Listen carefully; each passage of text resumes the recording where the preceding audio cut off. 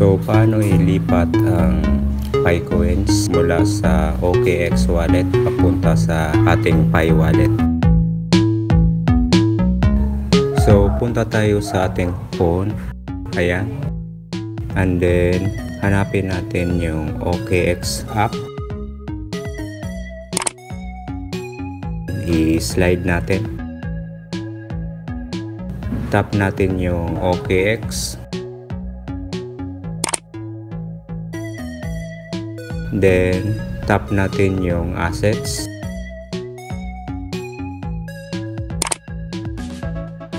So, makikita nyo guys, meron tayong 198.08 PHP.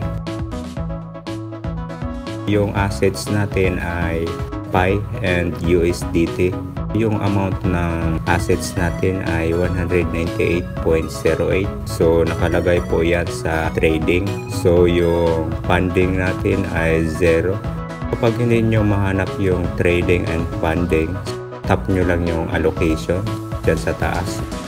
So, bago natin malipat yung ating Pi coins mula dito sa OKX wallet papunta sa ating Pi wallet, kailangan natin ilipat yung ating Pi coins, yung nakalagay dito sa trading, papunta sa funding. So, kapag yung Pi coins natin ay nalipat na sa funding, pwede na nating i-transfer or i-send sa ating Pi wallet.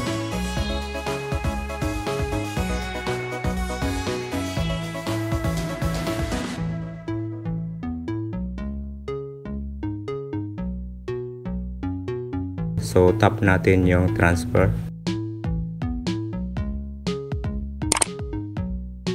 Then, makikita nyo dyan sa transfer, dyan sa baba, from funding to trading.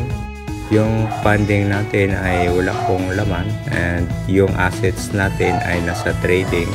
So, instead of from funding to trading, so, pagbaligtarin lang po natin, maging from trading to funding.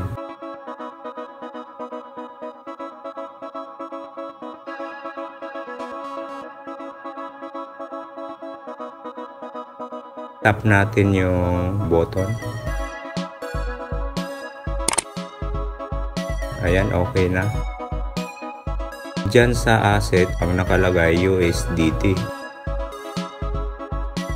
Palitan natin yan ng Pi. So, tap natin yung down arrow button.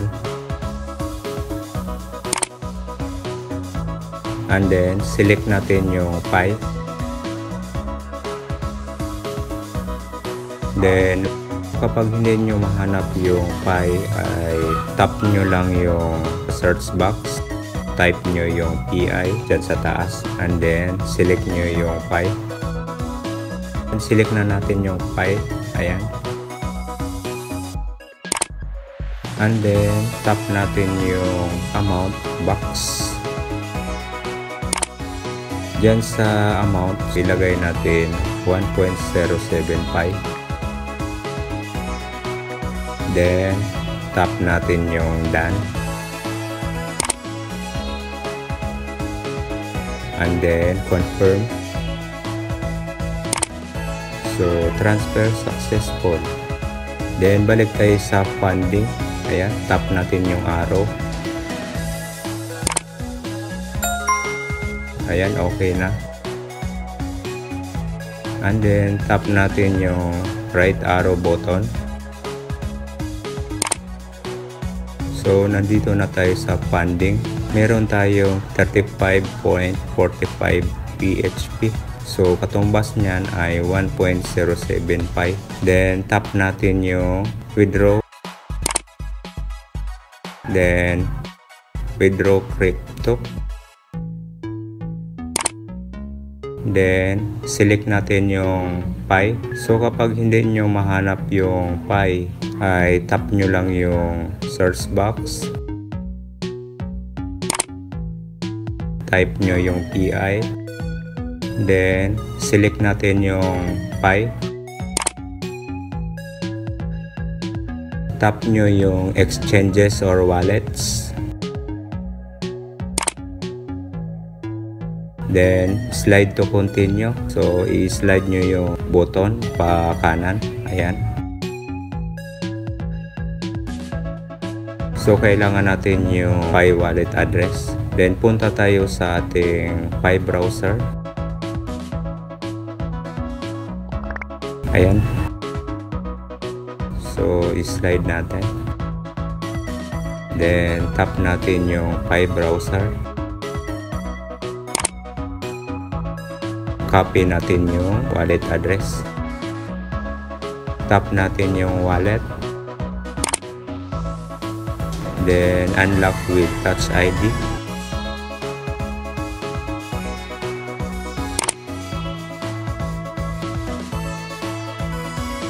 And then, okay na.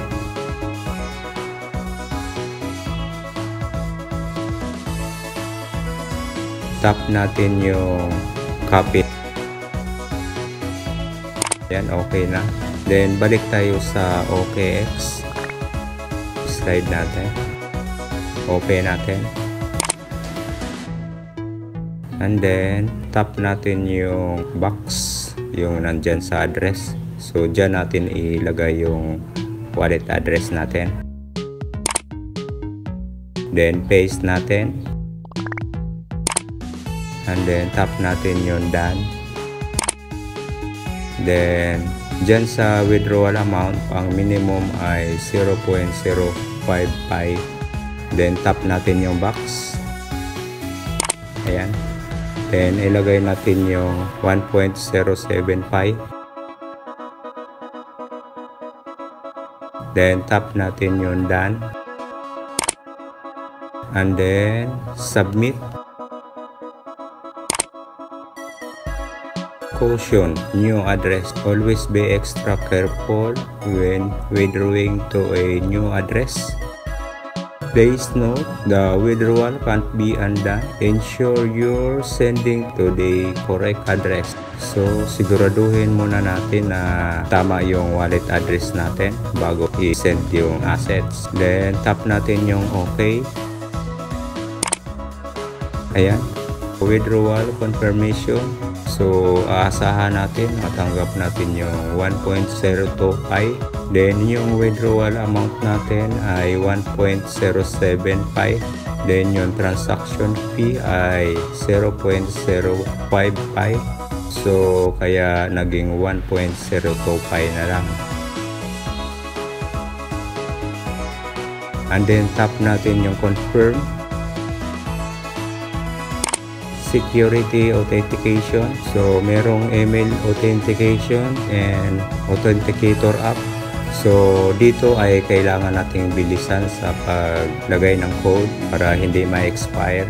Then, tap natin yung send code. Ayan. And then, punta tayo sa email natin. Copy natin yung code. Paste natin dito sa box. Ayan. Tap natin yung done. And then, authenticator app. So, punta tayo sa ating Google Authenticator sa OKX natin. And then, pwede natin tandaan yung code. I-input natin dito.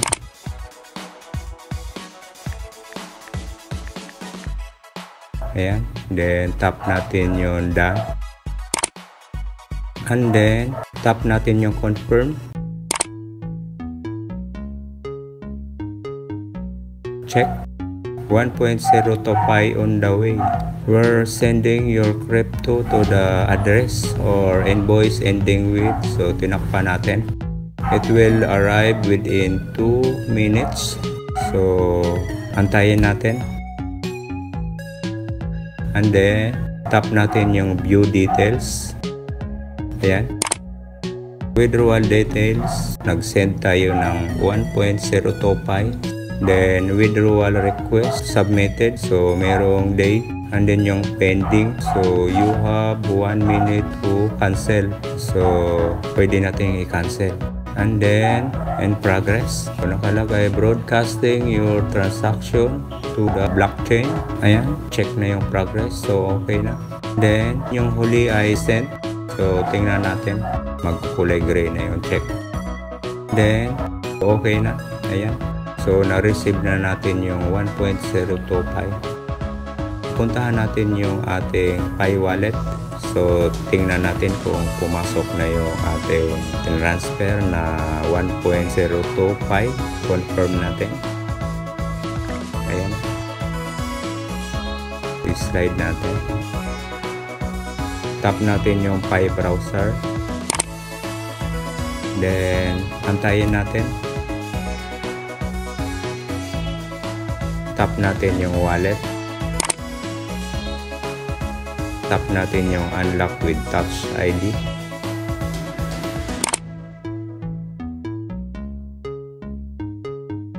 Okay na guys, so meron na po tayong 1.025 sa ating incoming. Ayan. And then naka-hide yung balance natin. So tap natin yung settings. Ayan.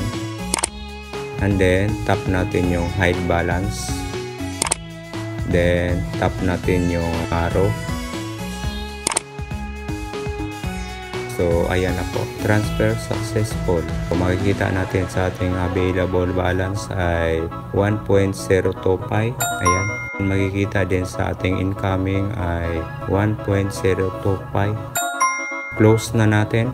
Ayan. So yun lang guys ang pag-transfer ng ating Pi coins mula sa OKX wallet papunta sa ating Pi wallet. So marami pong salamat sa inyong pagpanood and God bless po sa inyong lahat.